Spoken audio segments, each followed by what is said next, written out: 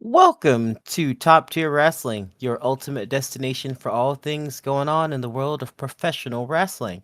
Whether you're a hardcore wrestling fanatic or just a casual viewer, we've got you covered with the latest news, in depth show reviews, and our unfiltered opinions. Get ready to step into the ring with us and stay on top of the wrestling world. This is Top Tier Wrestling.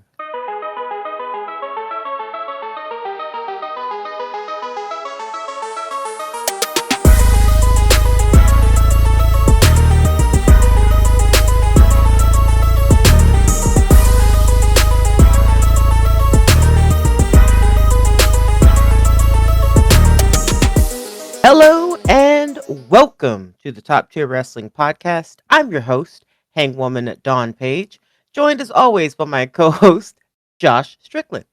We're here to cover AEW Grand Slam Australia for February 14th. Let's get into it. The Whose first house?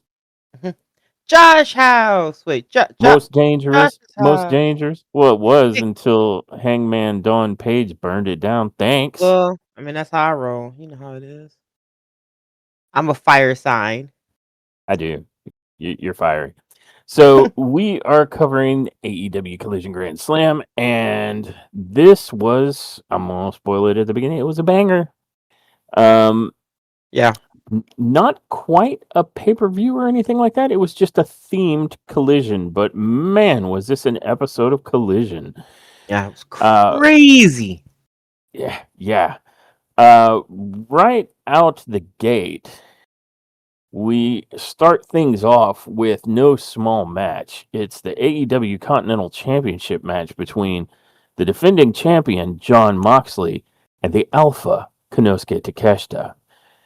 And what were your Yeah. thoughts on this amazing match? I am enjoying watching these two guys go at it. Like they can run this back a few more times. Like if they can keep the storylines somewhat coherent, it doesn't take much. Like I do not need much for a reason for these two men to fight. So your storyline can be somewhat flimsy. I don't care. I'm easy. Let me love you. It I would be okay with anything. You bumped into me. Well, you bumped into me first. Fight. Whatever. They can keep this going. Moxley and I think Takeshita look really freaking good together. Um, and I'm not gonna say this was one of my. You know what? I'm gonna say this was a fantastic start to the show. That's it. I'm gonna reserve my favorite match of the night. I'm gonna reserve it until we Yeah, review all of them. But this was it's definitely, crowded. yeah, Yeah, this was definitely one hell of an opener, though. nice. Yeah, I feel like these two really went hard in the paint, and I hear what you're saying about not needing much of an excuse to see these guys in the ring. But the prevailing storyline coming into this match was that Jon Moxley wanted his win back from the Continental Classic, and obviously Konosuke wants that belt. Yeah, But there could be like lots more levels of depth to this. I just don't know. It depends on where they want to go with it. But like you have pretty much like either a budding war or full on we're in a war between the Death Riders and the Don Callis family.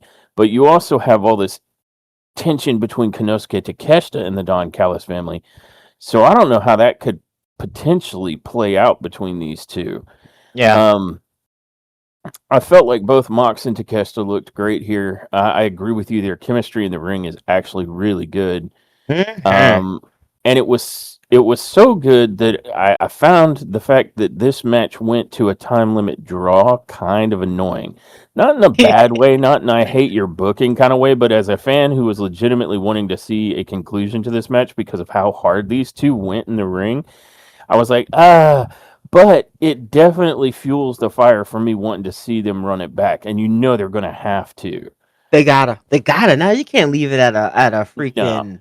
Nah, Nope. you I don't can't do think that. either man wants that. Um, And I'm here for it. I'm here for Takeshita Moxley because those two go hard in the ring, especially now that Mox is less of a goofball and more of a return to like a guy who can Yeah. wrestle in that ring. Now, for the record, he will always be somewhat of a goofball, okay? But a little less now, all right? A little less is what we're saying. Yeah. And I definitely think they're doing a good job kind of starting to turn like Moxley for sure and possibly the Death Riders into at least less heels or maybe faces. Um I Maybe also felt like anti-heroes. How about that? maybe anti-heroes. Yeah, they might be able to find that middle ground. But I do think we might have gotten a little bit of a signal that Takeshita may end up beating Mox because when the match was over, Mox got into Takeshita's face and he ended up eating a thunder fire or a raging fire for it. Yeah. Um, but yeah, between that and wondering how these two may factor into the growing war between the Death Riders and the Don Callis family, I'm here for all of it. This was a fantastic opening match. Um, I will say it. I don't think it was my match of the night, and not because it was bad, but because there were too many potential contenders for match of the night, and I think there's one that I felt was a little bit more my speed. Yeah. But a fantastic match nonetheless. Um, Following that match, we get a quick recap into how Tekla became the new AEW Women's World Champion. And long story short, it's she was in a no DQ match, and Triangle of Madness distracted uh, Chris Straplander just long enough for Tekla to hit her with a spear and a stomp and pick up the win. The end. Um, Yeah. And also, Tekla goofy as fuck. She is goofy. Oh my god. But hey, it works for her. It's working. She's a little, she's like 4'10", yeah, insane, she's a and little crazy metal girl, yeah. and I'm here for it. She's fully committed to this insanity, I so mean, it's committed. working for her. I remember Josh and I watching her promo here. It's like, the hell is wrong with her? And Josh was like, she is very committed. So we commend your commitment, Tekla. We commend you. Yeah, I think you asked me what the last thing she said was because she did it like a what is it like in death metal where they do the scream that has no like note, Yourself out. but she was like toxic, and it's like what?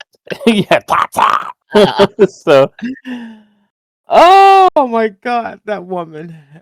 Fully entertained though. So yeah. yeah, I'm a fan of Tekla.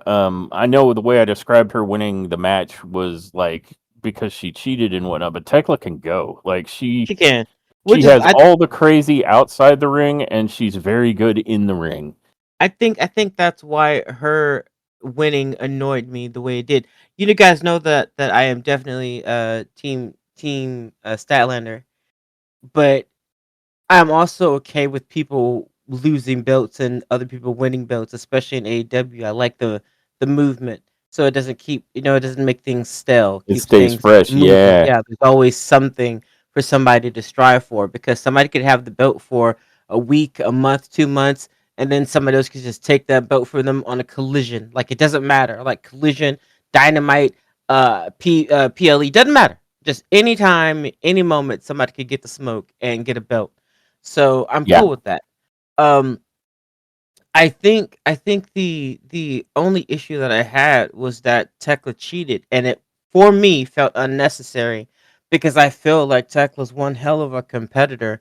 It just should have been her and Statlander going to the ends of the earth and coming back um for that belt. I don't think that her two sisters of the triangle or whatever they are, I don't think they did much.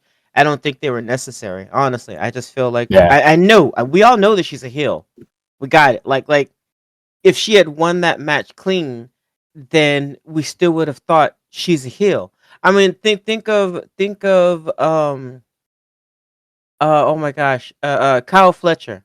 Okay, he's a heel. We know he's a freaking heel. He comes out there though, and he's good at what he does. He did like most of the time he's not cheating. Like the Don Callis family ain't coming out to help him. In fact, oftentimes he'll tell everybody to stay back, to stay in the back. I feel like Tekla is that good. She could have done just that and won that match clean. But I guess that wasn't part of the storyline, and I'm okay with that too. Yeah, I You can know, see. I agree with you that Tekla's good enough to win on her own, but the way they produced and booked that match, it was Statlander hit Saturday Night Fever, and that would have been it if it had not been yeah, the distraction of the Triangle of Madness. So the match was a straight match was basically won by Chris Statlander. So they want you to know that Tekla's championship material, but they also don't want to bury Statlander in the process, and I can appreciate that. yeah. I'm here for it. I'm totally here for it. Um, I think that in the future, Tekla should have a match and just win that clean because I think she's good enough to do so. Yeah, I agree. I agree, but they have plenty of heels that qualifies for. Like Andrade Hmm. doesn't need to kick you in the nuts to win. Like but that's how they've got him going these days. And Kyle Fletcher, who you just mentioned, can absolutely win matches without cheating, but that doesn't mean he won't go get the screwdriver or try. Yeah, Same with no, Okada. I absolutely Okada's a agree. legend. So like I think they all kind of fall in like MJF is the king of that. People are so annoyed because he can go in the ring that he cheats. Yeah, yeah, you ain't wrong. You ain't wrong. But yeah, it was still a good match. Very. Speaking of good matches with Or women, what's that? no, I was finishing the mental thought that I had about Tekla's win of the belt, but it was still a good match. Yeah. Yeah. Moving on, AEW Women's World Tag Team Championship match is what we're greeted with next, and this is the Babes of Wrath, one Harley Cameron and Willow Nightingale, versus Mega Bad, which is the awful team name of the Megasis Megan Bain and Penelope Ford. So if Megasis is the mega in that, I guess Penelope Ford is just bad, and I guess the name is accurate then. Oh, Penelope. Would you like to give your thoughts on this? Yeah. It was a fun match. With that continuing storyline of Harley Cameron doubting herself. But it looks like she might be getting over that. Um, I was happy to see it, and I'm just gonna go ahead and say, because I mean, I don't think anybody. I knew that they were going to retain. Um, the Babes of Wrath. But this was a pretty decent showing for Mega Bad. I boy, I would be so happy if they came up with any other name. Um, Mega Bad is just that. But what are you gonna do? I was Like happy to see Mega them retain. Baddies would have been better. Anything. Mega Bad's Yeah, just bad. yeah, I agree. Yeah, just those little mega baddies. He's right. Another D and some IES. So yeah, that would have been fantastic. Um, but you guys didn't choose that. I don't know why. I was happy to see, however, the babes retain, and I was even happier to see that Harley got the pin here. Oh I yeah. think it Yep. was important for the storyline. We all knew that it was going to be Penelope and not the mega of the mega bad. That would get pinned. I think that would be a little too unbelievable. Like if Harley pinned Megan, and like what are we doing here? Um, Yeah. Unless Megan ran like into an exposed turnbuckle first or something. yes, because turnbuckles take out giants every day. The number one All the cause of time. death amongst giants, turnbuckles. You guys keep that in mind. Um, Yeah, but I mean, overall, this was a pretty fun match. It was a match of the night. It wasn't even one of the best matches that I've seen the Babes of Wrath in, but it was still a decent. It was still a decent match. Yeah. I agree.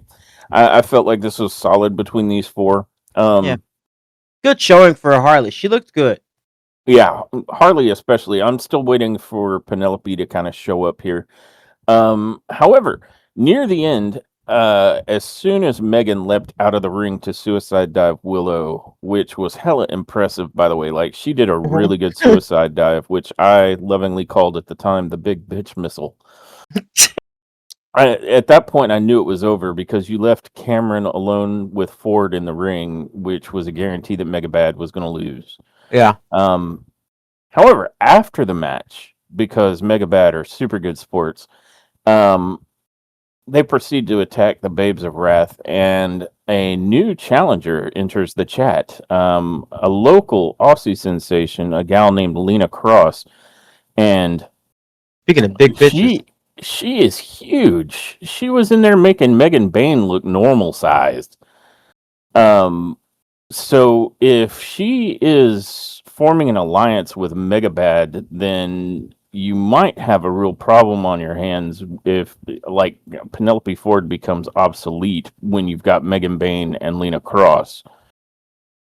Yeah. No, But she they mentioned, and I think it was Shivani mentioned that she was in a match last year against yeah, Statlander. I think that's what he said. So we've seen her before, but I mean it's been a whole year and we see crazy wrestling in AEW all the time, so I could not place her. All I know is Megan was looking up at that chick. So yeah, slightly up, slightly. It wasn't like a foot or nothing, but she's taller than Megan. That's a big chick. yeah, big woman. And again, if those two are like, if she's joining up with Megabad, then that's going to be a problem. I can only assume Seriously. we'll be seeing more of her. Maybe we'll find out on the next Dynamite or something that Lena Cross is all elite. Yeah, That'd be cool. maybe they're replacing Penelope. I'm sorry, Penelope, but get out of here. I don't even know why they put her and Yeah. Megan together. I still don't understand why they did that. I And don't it's think they been had weird anything else ever for since. Penelope to do. Yeah, yeah, it has been. Yeah, well, you know what that means? If you got nothing for that person to do, Ring of Honor is the thing. Uh any place else other than on your television set. Yeah. I don't know. Uh, I don't know. I feel like AEW has enough talent now, even in the women's division, that they don't need to just have anybody on the screen. Like we don't need Britt Baker anymore. No offense to people who liked Britt Baker, but she was not that great in the ring. Um, we don't need it anymore. We got people like Willow Nightingale and even Harley, the up and comer, who's kicking ass in the ring. We got people like Tekla. We don't need half ass anything in the ring. Yeah, I agree. I feel like I know Ford recently came back from an injury, but in the few matches she's had since her return, I have yet to be impressed by anything she's doing. Meanwhile, we can take a look at other people in AEW, and you make a good case for Harley.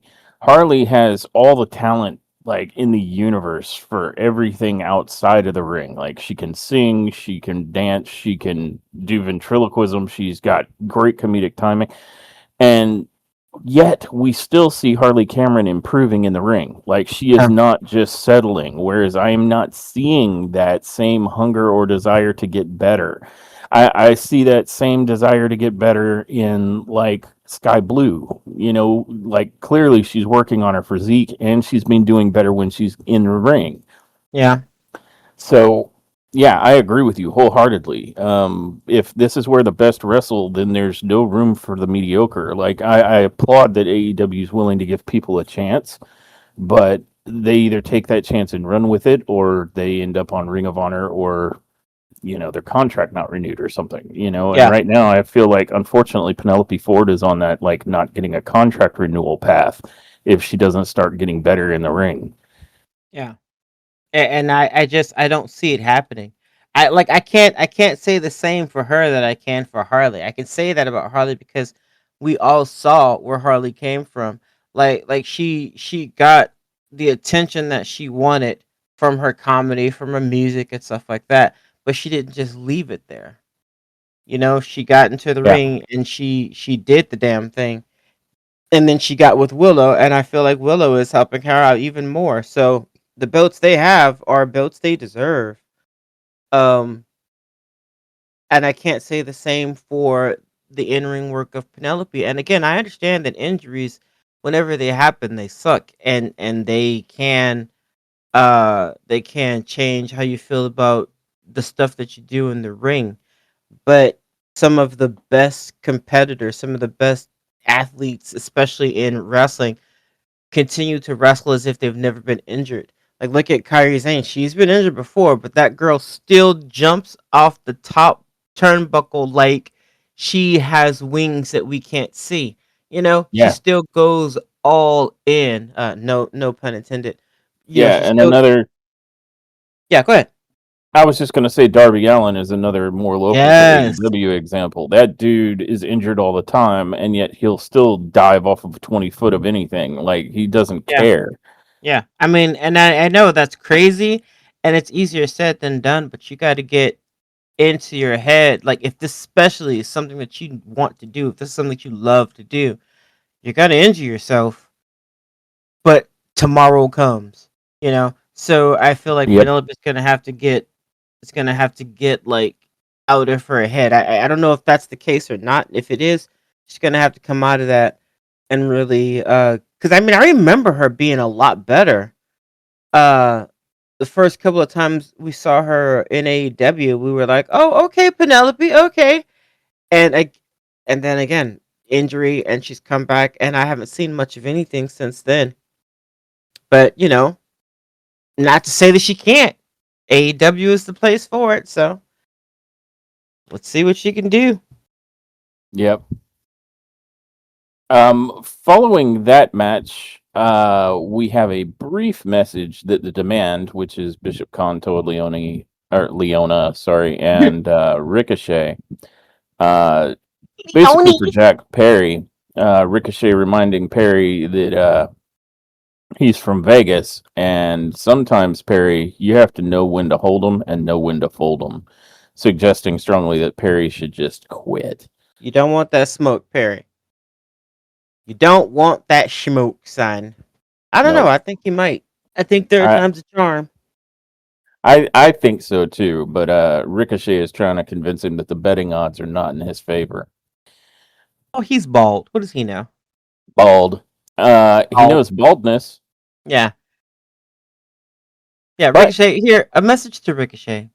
Bald, bald, bald. Bald, bald. Bald, bald. Bald. Thank you. wow, it's like you have nailed down his language and spoke it to him perfectly. Directly to him. Only he understood what I just said. Well done. I'm Yeah. impressed. Speaking of impressed, our next match is a huge one. The winner gets an AEW World Title match at the upcoming Revolution, which takes place in March, about mid March, I think the 13th. And this is AEW World Trios Champion Hangman Adam Page Mm, versus Andrade El Idolo of the mm, Don Callis family. mm, mm. And what were your thoughts on this match? This is probably the best showing I've seen for Andrade. And I don't mean like just this match. I'm talking about his whole run since returning to AEW. And I'm hoping they can go somewhere with him. Um, as far as Hangman, if you can't work with Hangman, then you just ain't ready. Like he gets in the ring and he shines. And while it's arguably true amongst those that love the actual sport, that MJF is the greatest talent to ever not wrestle for WWE, I think Hangman Adam Page should be added to that statement. I Yeah. think I think he is one of the best wrestlers of this current generation. Um, and it's not just like when it comes to MJF, it's not just the in ring work. It's on the mic. It's the character selling. It's the like the believability that we have for the person that we see in front of us. Like I can't explain it, man, but like that to me, total package. If you could sum up total package for a wrestler, that would be it. Hangman Adam Page and Yeah, MJF. Maxwell yeah, Jacob Freeman, freaking phenomenal in the ring. These two, like I know these two aren't in the match right now, but I'm just saying I have to compare the two because they, to me, are on the same level. MJF is phenomenal, and Hangman, I feel gets overlooked sometimes. For MJF when it comes to the best wrestlers in AEW that have never wrestled for WWE or like any other bigger promotion. yeah, yeah. Um, No, these are both homegrown talents for AEW, and you're completely bro, right. Hangman yeah, has that it factor. He is probably the most complete professional wrestler. He can wrestle multiple yes, styles. He can take to the air. He can do power wrestling. He's just excellent, and he is a guy who can come out there and not say a damn thing and evoke all the emotion you need, like just with his face. So he has absolutely that it factor where he yes. connects with the audience and makes them feel stuff. Yeah, and I mean, take his name out of that sentence that you just said, and put MJF in, and it would still fit. So both of these men are chef's kiss. Like these are like top of the line talents for AEW. Yep. Hangman is freaking ridiculous. So if you can't work with that dude, honestly, you just ain't ready. Well, You know, you're talking about the best of the best where the best wrestle. I mean, Hangman is the main character and MJF is the villain, and they both play their parts perfectly. you are not wrong. Yeah. So and I was kind of looking forward to this match between Andrade and Hangman. Um, just to see what we're going to be getting from Andrade. I mean, we've seen him going hard on the pain as of late. And this is yet no exception. Uh, Not only, and I did say earlier that this was probably the best showing that I've seen for Andrade, but I said that it wasn't just this match, just his whole run since returning to AEW, but this match as well. Like this match included. He looked phenomenal in this match, and both him and Hangman looked really good together. Again, they can run this back about 6, 7, 20 times. Whatever. Do what Yep. you gotta do. Yep. Do what you got to do. We'll sit around and wait. We'll watch. We'll pay attention. We'll mark out for you. Let us love you. That's it. Um, yeah, I thought this was a freaking fantastic match, and I was very very happy with the ending. I was very happy with how it went. Um, great showing from both men. Yeah, and I'm telling you, I could watch that again. Like they could do that again for me, on Dynamite or next Collision. I don't Yep. care. I don't care. Just come outside and fight in my yard. Like we'll watch it. Yeah, I completely agree with you. I felt like this was a great showing. As usual, Hangman is excellent, but I Yep. agree with you entirely that this is the best we've seen Andrade looking like ever. Hmm. And he has been pushed to the moon with the last few matches and the huge, albeit questionable wins. But more importantly, we're seeing Andrade in the top card picture. He is Yes. getting in there with guys like Kenny Omega, with guys like Hangman Adam Page, with guys like Swerve Strickland. Shy of getting a chance to wrestle against Will Ospreay, he's pretty much running the top of the card. And that's great for Andrade because we get used to seeing him as a guy who faces against the guys. Yep. So I can't think of when Andrade has ever looked better. He's definitely not a mid card guy here in Mm-mm. AEW. No, no, get that shit out of And here. I almost question that there is a mid card, at least not as definitively so as, say, in other promotions. Like, everybody here just fucking works their ass off, but this is definitely Andrade wrestling with the best Yeah. that AEW has to offer, and it's been going great for him. Um, And the last two wins he got by sneaky low blows when Don Callis is involved. And once again, he tries to take the low road here with a distraction from Don Callis against the referee. However, Hangman has apparently paid attention to the last two, fights and counters with his own low blow while the referee's back is turned, which sets up Andrade to eat a massive buckshot lariat for the 1, 2, 3. Yeah, This means that it will now be Hangman versus whoever wins between Brody King and MJF at AEW's Revolution in March. And it's that's going to it's be good stuff. yeah, it's the best combo ever. Like you cannot stop a buckshot lariat whilst holding thine own nuts. Like you can't. You That's the nut shot lariat version. like you're literally in the perfect position for the buckshot at that point because you're kind of kneeled over, you're holding your Yeah. nuts, your neck is out, your head is extended. Yeah, it's like, oh please, can you buckshot me, please? Can you please? Yep. My nuts are fucked. Could you buckshot me, please? And buckshot he did. It was a good looking buckshot lariat, and Andrade took that hit like a champ and then just ate the pin.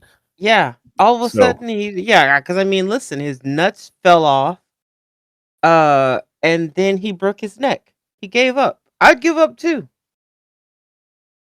That's a bad night, bro. yeah, that is a bad night. Like you can't isolate where the pain's at. It's like, ah, my balls, ah, my neck, ah, my ball neck. It's just no good. Not the bald neck. The very Oh same. no.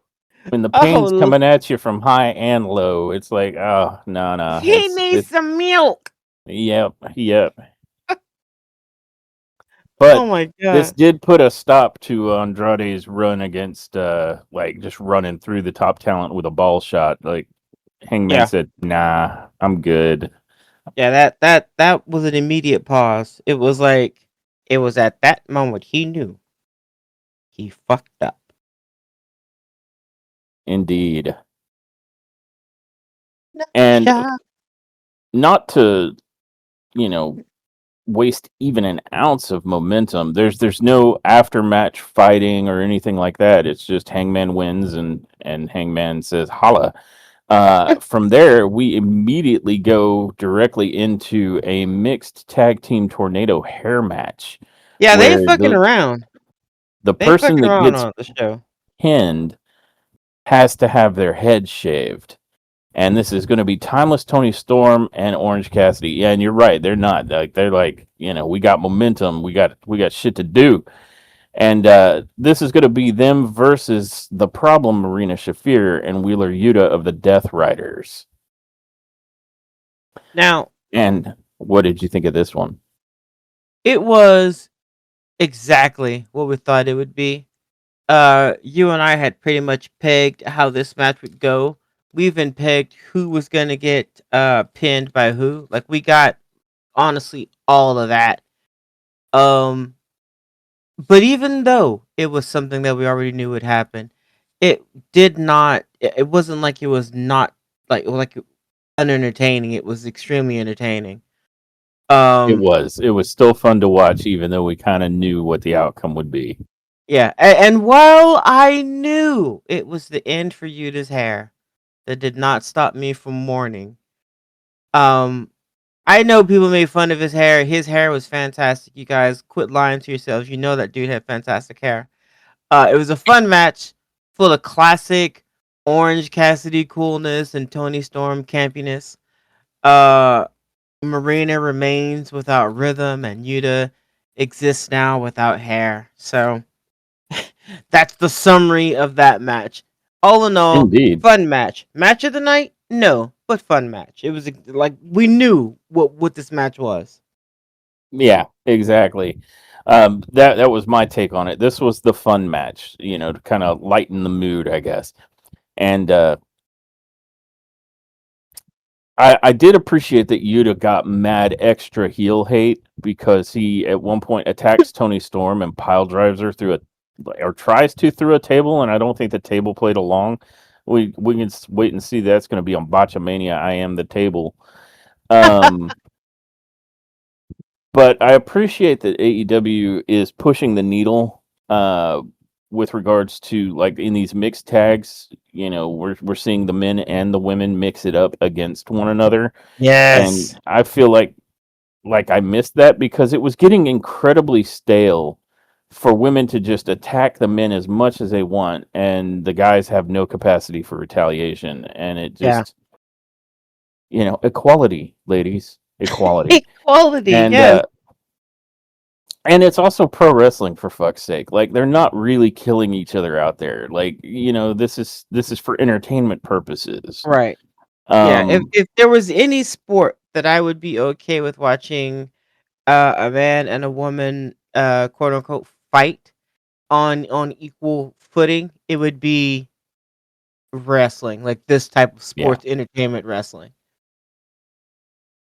Yeah. agreed. So But ultimately, Storm and Orange get the one up with an orange punch to Wheeler Yuta that sent him right into Storm Zero to get the pinfall. So Tony gets to pin Yuta. That was awesome. yeah, we Um, we knew that shit was gonna happen the second he started putting hands on her. I'm like, oh yeah, she's gonna be the one to get you, buddy.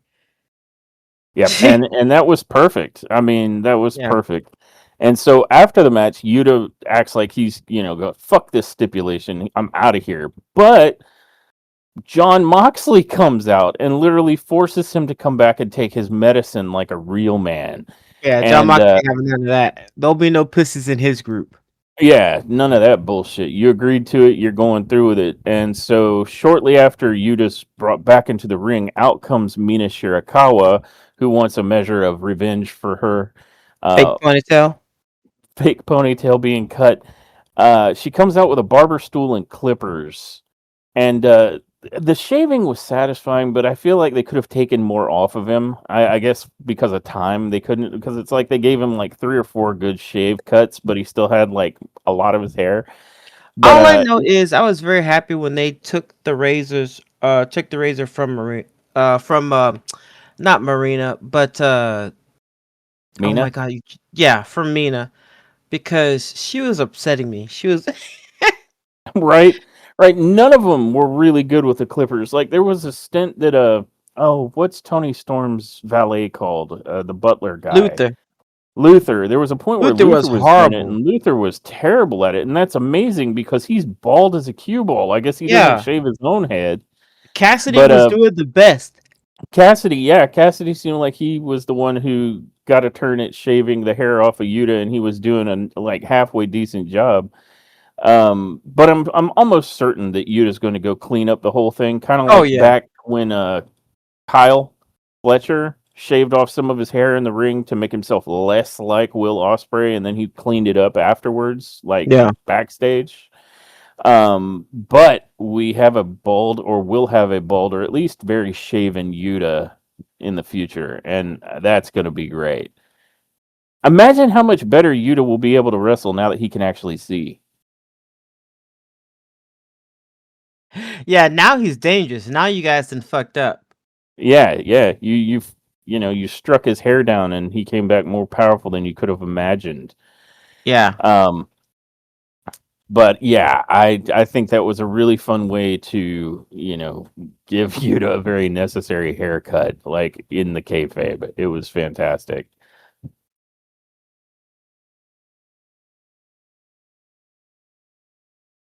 Well, moving on from that match, we are reminded that Kenny Omega and Swerve Strickland will have a match in 4 days' time. Um, I think, what is it, in Sacramento on Dynamite? They're going to have a match. Yeah. So I'm here for that. I'm not entirely certain why these two had such a hate boner for one another. Like, I've been watching the story develop, but I feel like Swerve has had it in for Omega like from go. And Omega Yeah. picked up on that, and he's like, whatever problem you have with me, let's settle it in the ring. And I'm here for it. I'm curious to see how these two go in the ring. It'll be good. And I'm not really sure. Yes, yes, Swerve has explained his hate boner, but I don't know what the hell any of that meant. Like, I still really don't know why he's upset. He's upset with essentially Kenny Omega because he wanted to come here and fight him, and when he got here, Kenny Omega was in the hospital or otherwise Or uh suspended. suspended or busy or yeah. So he big mad. I don't know. Listen, It's whatever. like he made it a personal affront that Kenny Omega got diverticulitis. Like he How totally went dare out of his you? way to get diverticulitis just to duck you. Yeah, I want you to bring your intestines right here and let's have a powwow. Bring them here. Let's talk about it. Just them. I want to see them in the court of law. I don't get it. But, like I said, it doesn't take much. I'm still here for the fight. Let's go. Speaking Omega of out fight, here with Omega out here, uh-oh. gutless, like 10 Not pounds of gutless. intestines. Let's talk about it. I feel like somehow you harnessed like Trick Williams in that. Let's talk about it. Let's taco about it. Oh, tacos. Sorry, Oh, I'm getting tacos. distracted. All right. Oh, Our next match after that bit of news about Omega and Swerve is, and this one is just going to be explosive. This is the TNT Championship ladder match with the returning hero of Australia, the protostar Kyle Fletcher, and the new TNT champion versus Mark Briscoe. And anybody who's been paying attention to AEW over the last year or so has seen Mark Briscoe and Kyle Fletcher try to kill each other in the ring. And this is theoretically game 7, right? Like this is yeah. the tiebreaker, perhaps the feud ender. So what were Don't your say thoughts that. on this miraculous match? Uh, match 7, yes. And don't dare you not say this will be the end. I'm already planning match 8 in my head. Um, so this was not their like best match of all time, right? It wasn't. I don't even know which one that would be. Um, I think maybe one of the first ones for me would be like iconic, because I think that's the one Mark Briscoe won. Anyway, I digressify. Um, this was not their best match of all time. This was still a crazy watch. When I say this was not their best match, guys, do not think that I'm saying this was not a good match. No, this was crazy. This was an insane match. Ladders involved, things are going to be horrible. And they are. Like from almost the beginning of the match, things are horrible. Like almost from jump. Briscoe needs to be fucking studied. He is absolutely insane, and I am convinced his insides look like the outsides of what's that dude's name? Atomy from Sisu. If you know, you know. Like, if you know, you know. Just nothing but Um, scar tissue, railroad of pain. yes, Atomy Corpy is his name, I think. Yeah, guys, whatever, go look it up. Um, that's how he looks, though. That's how his insides look. Do you see that guy? That's Mark Briscoe's insides. Yeah, his Um, scars are on the inside for him. yeah.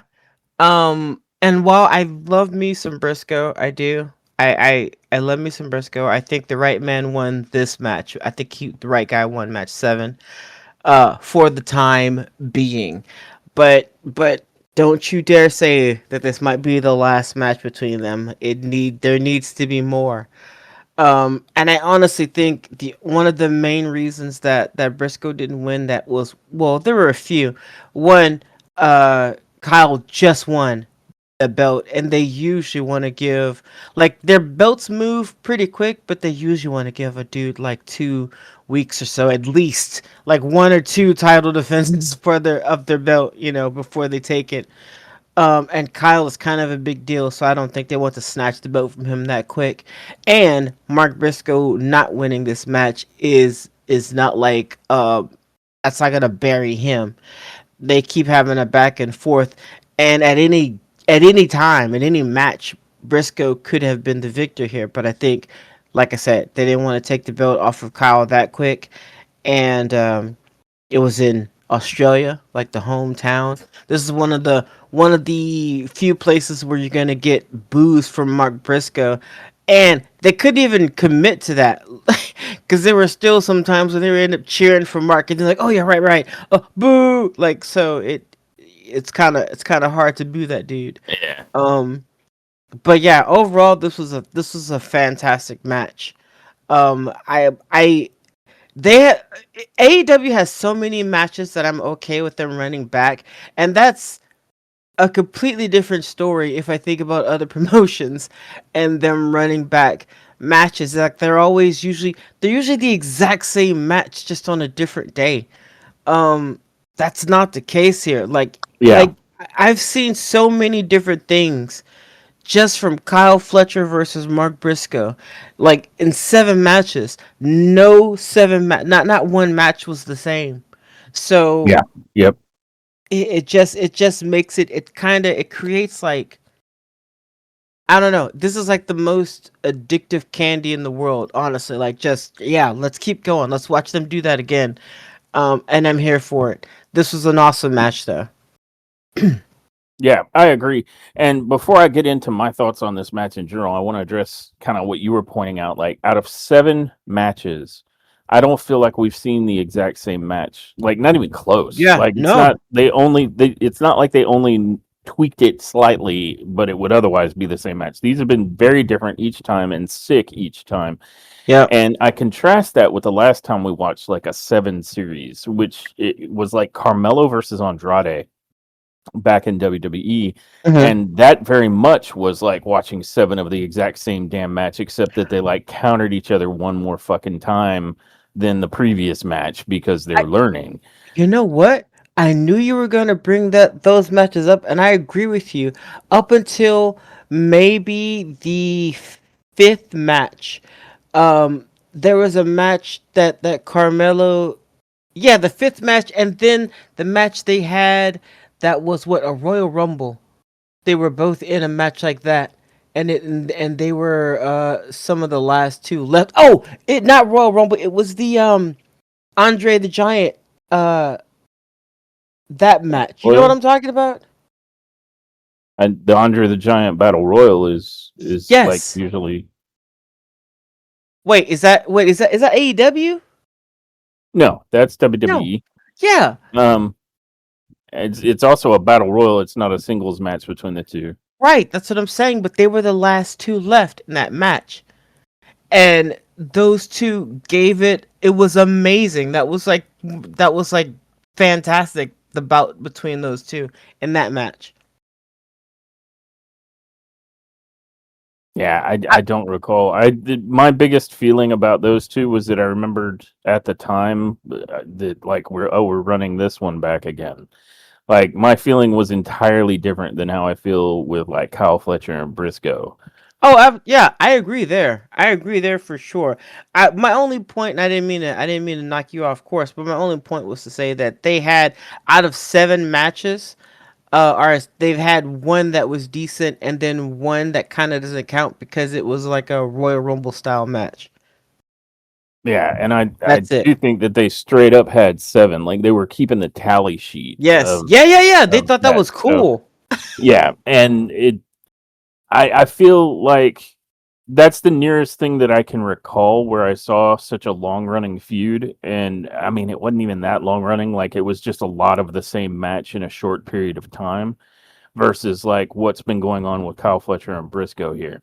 Yeah. But I just wanted to make that point because this feels like a much different, like, at no point am I tired of seeing these two, is the point I was Mm, trying to make. yeah. And as far as this match goes, as predicted, this was insane with some ridiculous spots. And to kind of answer why I felt the way I did, if any part of me is at all glad that this may be the end of their feud, it's not because of the in ring action. It's because these two try to kill each other in the ring and eventually they might succeed. Um, some of the spots of note in this match was Briscoe hitting a Jay Driller to Fletcher through a ladder bridge. Uh, Kyle delivering his brainbuster finisher to Briscoe off the top of the like very tall ladder in the middle of the ring to the ring. I've never seen a brainbuster done from that height, and it was insane. And and of course, Mark Briscoe being lawn darted face first into the long portion of the ladder that was positioned in the corner and just eating that, just face first, bram, and then coming up bloody. It was disgusting. This was clearly a match for the sickos, and I absolutely loved it. For me, Yep. this is probably a contender for match of the night for sure. Yeah. I yeah. I think it was a contender. If not match of the night for me. But ultimately, the Protostar is able to do enough damage to poor Mark Briscoe that after he kicks the second ladder that Briscoe sets up to try and meet him at the top, he keeps Briscoe down for enough time that he can undo the belt and remains the TNT champion. But brutal fight, brutal fight. Yeah. I found myself in like at the end of every one of these matches feeling like they ended too quick. They didn't. They didn't. But I just felt like, oh, what? That's it. Oh, okay. Yeah, no, I feel where you're coming from. I think it's because this had the vibe of being like a card that would be on a pay-per-view, but it was on an Yeah. episode of Collision. Yeah. So keep in mind this was only like I think 2.5 hours. So Yeah. they got a lot done in the 2.5 hours. But I see where you're coming from. Like they could have gone a little bit more. Like I felt that way about like how quickly they had to do the shaving of Yuta's head. Like I feel like time is why that ended up being like they just couple a couple of locks off of him. And same with some of these matches, like you said. I would have loved to see like Briscoe and Kyle go even longer, but for what they did do, it was crazy. Yeah. Yeah. Insane. I mean, I don't know. I feel AEW usually gives me matches where it's like, you know what? I think it was the fact that there weren't as many false finishes as there usually are. Um, on this Yeah. particular on this particular show, and I'm okay with it. I'm okay with it. Uh, but they have me conditioned to be like, it's not over. Get up. Yeah, no, you're not wrong, and that's a testament to like some of their more intense matches. Um, but yeah, I can only assume it's because of time constraints being on Collision, whereas on their pay-per-views they're much more freeform, so that they can let a match breathe and do everything it wants to do. Yeah. Like I remember we've seen some matches where there were so many false finishes, we were like emotionally exhausted by the end of it. Mm-hmm. Um, but that brings us to the main event, which is the AEW World Championship match. One Maxwell Jacob Friedman, the current AEW World Champion, versus Brody King. And man, it wasn't looking so hot for MJF after the squash that took place on Dynamite. That said, what were your thoughts on this main event? Yeah. I had in my head several different ways that this match could go because there were a few things that I knew for certain, and I'm not talking about what actually happened, but this is just what I thought would happen. Okay.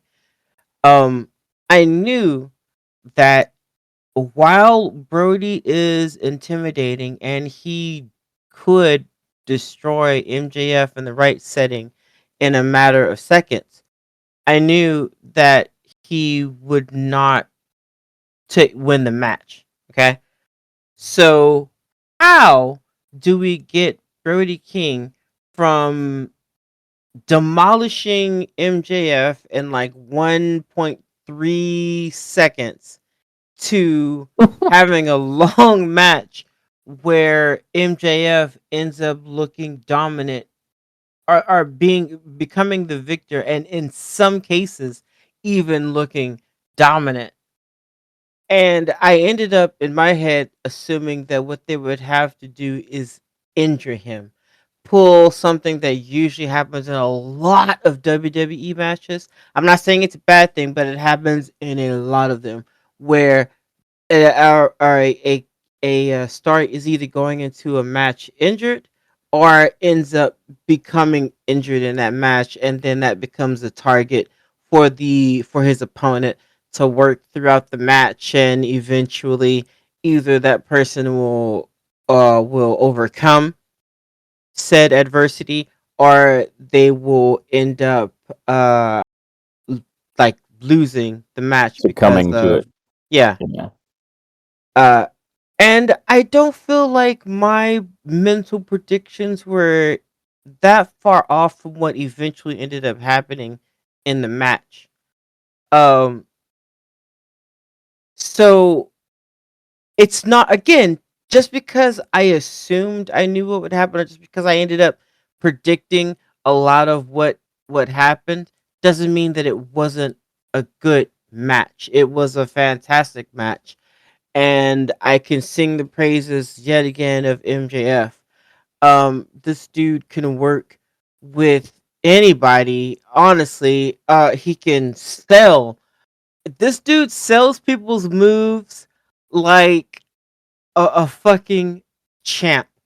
Um, he's able to be a piece of shit and vulnerable in the same freaking sentence, in the same Yep. action.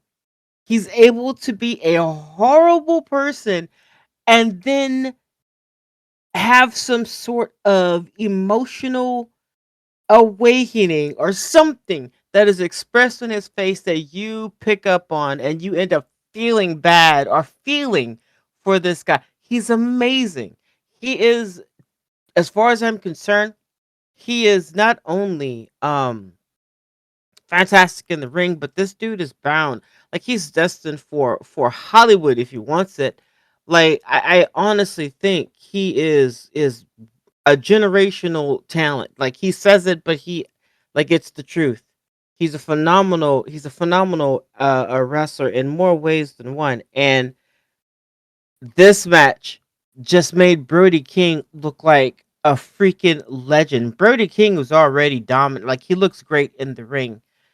And again, I think AEW is the only place that could really have somebody like Brody King shine, unless ECW was a thing still, and it's not, unfortunately. So, I mean, I think that this match between the two of them, probably the best showing that I've seen for Brody King. And yes, they did do the injury where Brody suffers an injury in the ring, and MJF harps on that for most of the match. They did do that, but they still had Brody King look like a badass with with injury, without it. Like honestly, he looked really good.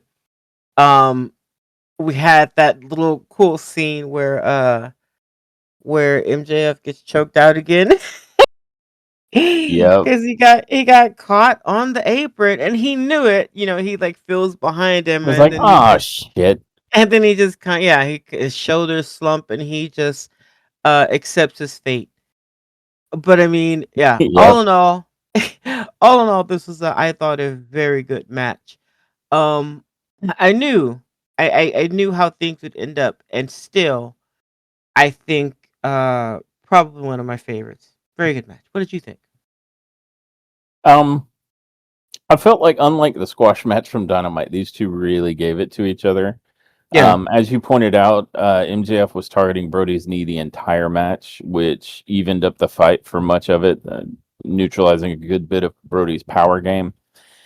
And they did a convincing job of selling it. Like sometimes I feel like, it's cheesy, but here I felt like they both participants, MJF and Brody, made it work. Um, I there was almost a point in the match where there was a double count out because these dudes were just taking it to each other so much. Brody yeah. with his knee being bothered and MJF just getting splattered. Um, but because Bandito came out to ringside to help support Brody King, Which and made me nervous. at no point did he get directly involved in any other kind of way. He was just literally a cheerleader for Brody out there. But he did kind of help, with encouragement. Like he didn't physically pick up anybody or anything. support King to help get him back up in time for the count, and also reminded him that he needs to get MJF into the ring because you can't become champ with a count out victory. Um, then near the end of the match, it looked like Brody was going to try once again to choke MJF out by getting up on the corner turnbuckle from the apron. And he starts to lift up MJF, but MJF just repeatedly punches him in that bad knee that he's been working the entire match, Yeah. and that forces him to let him go. And then MJF did something fucking insane. He picked up Brody King's gigantic body. Like, Brody is a big dude. He picks him up off the top turnbuckle into tombstone piledriver position and executes a really vicious looking tombstone slam. I mean, come on, it wasn't going to be the piledriver. Even MJF's knees have limits. Yeah. Um, but he hits that on Brody on the apron, and this basically leaves Brody in position to get drilled by the Heat Seeker DDT, allowing MJF to get him into the ring and pin him. So a really solid match. Both these guys looked great. I love that we have Brody King in the title picture for much the same reason I mentioned earlier. You know, you get Andrade. We get used to seeing Andrade in the ring with these top guys. I'm grateful to see Brody King in that same company. Yep. Um, and MJF reminds us that he can win without necessarily cheating, although at one point he did try to bring in the Dynamite Diamond Ring, but it didn't come to anything other than him getting his face punched off by Brody No, King and I don't know why he keeps trying that with this ref. Every time he tries with this every ref time. catches him and it's bullshit. Like every time. Yep. And he's always shocked. It's like, bro, look, that ref like freaking knew you were doing it. My man did a hop step. He did a Temptations dance move to catch your ass. He backed up and spun around like the fifth member of the Temptations He and caught did. your ass. He was waiting for it. He was like, I can feel it happening. I know this is going on. But it's MJF doing what helps make him the heel that he is, and that is reminding us that he can, in fact, wrestle his ass off when he wants. But he don't want to. Yeah. Now, after this match, Adam Page immediately comes out and gets in MJF's face with the contract for Revolution in hand, and he signs it and tosses it at MJF, who elected to get in Hangman's face holding his title up and talking smack, but then Hangman feints a punch at him and MJF like jumps so far back and lands on his ass that it just he flinched so hard, and it Yeah. just made him look like Hangman's going to have his number, and Hangman just confidently leaves the ring and heads to the back with the show going off the air with I believe MJF looking like pissed and scared at the same time sitting in the ring with his belt. Meef, meef, meef, meef. Exactly. So that is the main event, and all of Grand Slam Australia in its glory. What was your final review of AEW Grand Slam Australia? I'm gonna give this a 9. Um, I'm gonna give it a 9 because it was. I mean, it was beautiful. It was fantastic. Even the matches that I was like meh about were still freaking good. The tag team match with Cassidy and Yuta, I was like meh about it originally, honestly. And still I enjoyed the hell out of it. It was fun, it was great for what it was. So yeah, all in all, 9 happy neck nubs. What about you? Nice. I went because this was a banger. I went with an easy 8.5. Despite no belts moving, I felt like there were stakes on everything and a solidly excellent matches in wrestling to underpin it all. I felt like they did a good job setting things in motion for the upcoming pay-per-view Revolution in March with Hangman and MJF for the AEW World Title. We got a shaved Wheeler Yuta and perhaps a new member for Mega Bad in the form of Lena Cross, which will be a problem for Triangle of Madness and the Cosmic Babes of Wrath, I'm sure. We also know that while Fletcher and Briscoe's feud seems settled, Moxley and Takeshita sure as hell isn't, and I can't wait for them to run it back. AEW Grand Slam was top tier. Yep.